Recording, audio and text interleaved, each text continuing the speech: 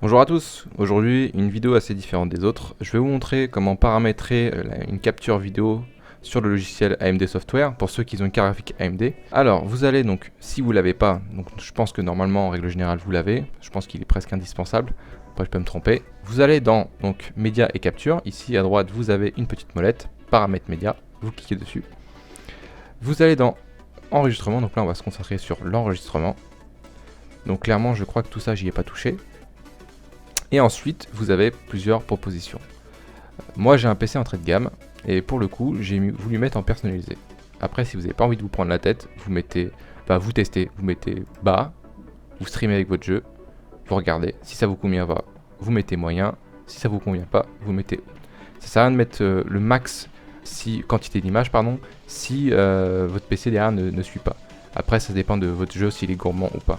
En règle générale, pour un jeu qui, on va dire, qui demande pas trop de ressources, vous pouvez mettre en haut. Si vous avez un jeu comme type Need for Speed Heat qui est là, qui commence à prendre beaucoup de ressources, je vous conseillerais de rester en moyen, tout simplement.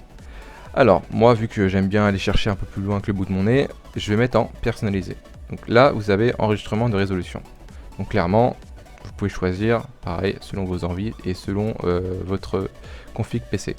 Pour le coup, moi je mets en 2160p. En fréquence d'image, je mets 60 parce que clairement le 30 c'est dégueulasse. Alors d'aujourd'hui, c'est vraiment dommage de regarder une vidéo en 30, surtout que YouTube propose maintenant le 60 fps sur leur plateforme. Donc ça serait vraiment dommage de s'en priver.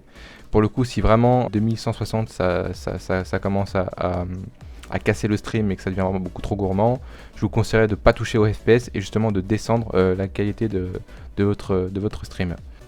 Pareil, c'est pareil sur votre jeu, si vous jouez à un jeu un peu gourmand, je vous conseillerais de baisser entre guillemets les performances du jeu, ou si vous êtes en élevé, mettre en intermédiaire. Si en intermédiaire ça commence à saccader, là je vous conseillerais cette fois-ci de ne pas mettre en bas dans les paramètres du jeu parce que ça va vraiment être dégueulasse. Je vous conseillerais pareil de descendre par exemple à 900p, etc. Mais normalement, en règle générale, le 1080p fait entièrement l'affaire, et pareil pour l'enregistrement de FPS 60, je pense qu'il n'y aura aucun souci là-dessus. Ensuite, type d'encodage vidéo, je vous conseillerais de laisser sur AVC, ça j'en sais pas plus donc j'y touche pas. Et le débit binaire vidéo, moi je mets à fond. Après c'est pareil, ça dépend de votre config. Si votre config peut monter jusqu'à 100, faites-le. Maintenant, si vous voyez que à 100 ça commence à saccader au niveau de votre stream et que la vidéo à la fin elle est dégueulasse, je vous conseillerais de laisser à 30 ou bien de monter de 20 en 20 si vous voulez vraiment chercher le petit truc comme moi. Donc moi là je vais laisser à fond. Le débit binaire vidéo, alors clairement ça c'est selon en fait vos envies. Vous pouvez laisser à 192 comme en 320, ça dépend vraiment si vous êtes vraiment minutieux au niveau de l'audio. Ouais, pour le coup je vais laisser en 320. Donc ça j'y touche pas. Pareil, piste micro c'est pareil, ça dépend si vous voulez avoir une séparation du microphone via votre stream. Et ensuite, pour enregistrer tout ça, vous allez dans emplacement d'enregistrement des médias, vous cliquez ici, hop, vous cherchez le disque dur que vous voulez enregistrer, que vous voulez avoir l'enregistrement de la vidéo, ou des streams, ou des vidéos, ça dépend de ce que vous faites, ce que vous dites, ça dépend des préférences. Vous allez, donc là vous allez créer un dossier, donc vous créez un dossier, donc clic droit dans le disque dur, donc ça je vais pas vous l'apprendre, vous faites nouveau dossier, tac, et vous mettez, voilà, du coup, mettez YouTube, là pour le coup je mets YouTube 3, hop, faites sélectionner le dossier, ou entrer, et voilà, vos captures vidéo seront dans ce dossier-ci. Alors, une chose à savoir aussi qui est très importante, et ça peu de personnes le disent, pardon, voilà, j'ai eu du mal ce matin. Quand vous allez enregistrer une vidéo, donc vous êtes sur votre jeu, vous faites une capture vidéo tout simplement, et à la fin, dès que vous avez fini votre jeu, vous arrêtez la vidéo et vous allez tout de suite regarder votre vidéo. Donc vous allez ici, vous allez machin dans votre dossier et vous regardez votre vidéo.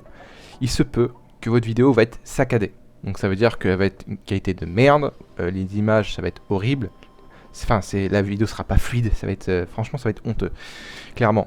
Alors c'est normal, pour ceux qui ont une config on va dire potable comme la mienne, il faut attendre que la vidéo charge. Ça veut dire qu'attendez à peu près 5 à 10 minutes que la vidéo se charge, qu'elle finisse d'être chargée, et ensuite vous pourrez regarder la vidéo que vous avez enregistrée.